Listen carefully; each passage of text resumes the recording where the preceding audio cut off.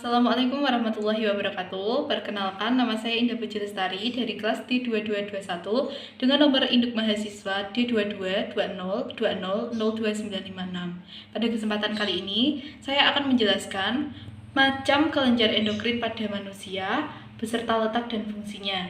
Nah, di sini ada gambar organ pada kelenjar endokrin. Yang pertama, kita masuk pada kelenjar hipofisis. Nah, ini ya, hipofisis. Nah, ini terletak di dasar otak besar. Kelenjar hipofisis ini merupakan kelenjar yang dihasilkan oleh otak besar untuk menghasilkan berbagai macam hormon yang memiliki fungsi mengatur kinerja kelenjar lainnya.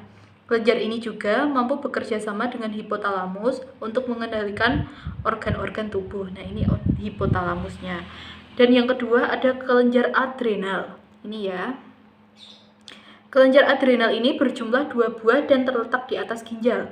Korteks adrenal bertanggung jawab dalam memproduksi 3 jenis hormon, yaitu yang pertama ada aldosteron yang mengatur elektrolit dalam tubuh dan tekanan darah. Yang kedua ada kortisol yang mengontrol kadar gula darah dan metabolisme, dan yang ketiga ada gonadokortikoid yang mengatur hormon seks. Berikutnya ada kelenjar tiroid. Kelenjar ini berada di daerah leher bagian bawah jakun yang terdiri dari 2 lobus. Kelenjar tiroid menghasilkan 2 hormon, yaitu tiroksin dan kalsitonin. Tiroksin berfungsi mengontrol kecepatan metabolisme tubuh untuk menghasilkan energi, dan hormon kalsitonin berfungsi mengatur keseimbangan kadar kalsium di dalam darah sehingga mencegah kalsium keluar dari tulang. Dan yang keempat ada kelenjar paratiroid. Ini ya, kelenjar paratiroid. Ini berada di bagian belakang kelenjar tiroid, di mana terdapat 4 buah kelenjar paratiroid, yaitu 2 di sebelah kanan dan 2 di sebelah kiri. Kelenjar paratiroid berperan penting dalam mengatur kadar kalsium dalam tubuh. Nah, yang berikutnya ada kelenjar pankreas atau disebut juga dengan pulau-pulau Langerhans. Ini terletak di dekat vertikulus atau lambung. Kelenjar ini menghasilkan 2 hormon, yaitu yang pertama ada insulin yang berfungsi untuk mengubah glukosa menjadi glikogen pada hati. Karenanya kadar gula darah akan turun.